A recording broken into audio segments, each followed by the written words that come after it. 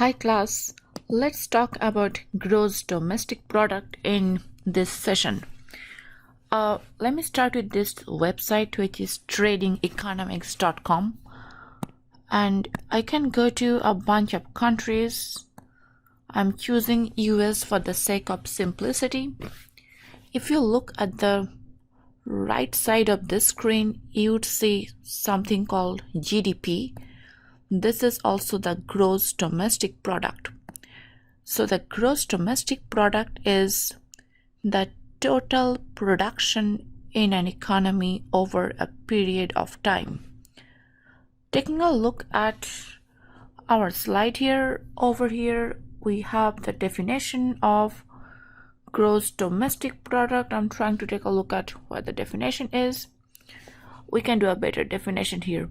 We can say gross domestic product is the market value of all the final goods as well as services that is produced in an economy over a period of time.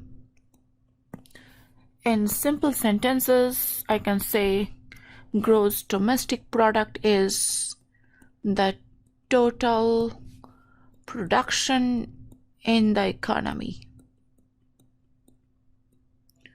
We are going to look at an income side to this definition as well. Now, going back to our data here, this is the data for the US economy starting from 2010 all the way to 2020. Because of the COVID-19, I see the GDP is going down. That means total production has just gone down. This is a 10-year data series. I can get a 25-year, 50 years data series starting all the way from 1968. Keeping it simple by leaving it at the 10-year data series. We have gross domestic product, and this is shown to me in billions of US dollars. If you look at this graph here and visualize a two-quadrant graph, horizontal axis, I have the number of the different years. Vertical axis, I have the values given to us in billions of US dollars. Now, two other things to look at here is that was the total production. One is the GDP annual growth rate. I'll give you the formula of growth rate and we can practice. Then the other thing we need to look at is GDP per capita. That means this is the GDP divided by population in an economy. So let me see if I can open up a whiteboard really quickly to differentiate. Okay, I'll go and take a look at that later on. Let me go and explain the definition here. So the first part is market value. Next is all. After that, I have final goods and services. This is how we find out the market value. Market value is the price times quantity of all the goods summed over. That means this is a summation of price times quantity of all the goods in an economy over a period of time. This is the price, that's the quantity. This is the price, that's the quantity. We are multiplying, and this is what we get here. The same thing we do for year 2, except we used different numbers here. The next part of the definition of gross domestic product is all. All means everything. Final goods and services. Let's just explain what do you mean by the final goods and services. If I'm producing something, like in this example, I'm producing clothes, I'm looking at the value added in each step of the production process. I will start with stage 0. Nothing is produced in stage 0. The value added is equal to $0. Stage A, the total value from stage 0 to A is equal to $120. So the value added between these two stages is $120. Stage B is going to be the value added from stage 0, A and B. So to find out the value added for stage B only, I'm going to take stage B, from that I subtract stage A, I get 60.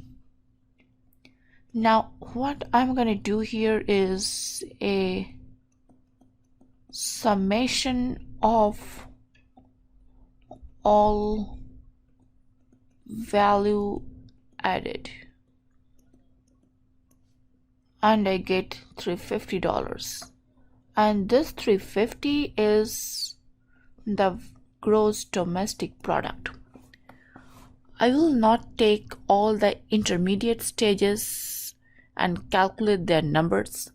That means I'm not going to add up 120, 180, 220, 270, 350.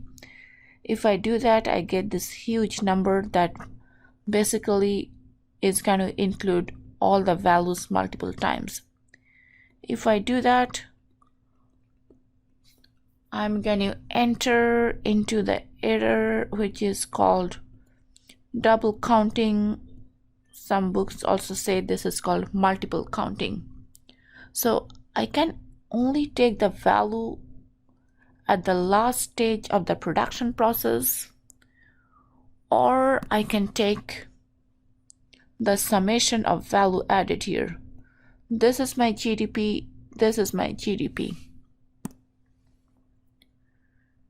Now it goes on and explains some other things, as for example, what is not included in the GDP calculation.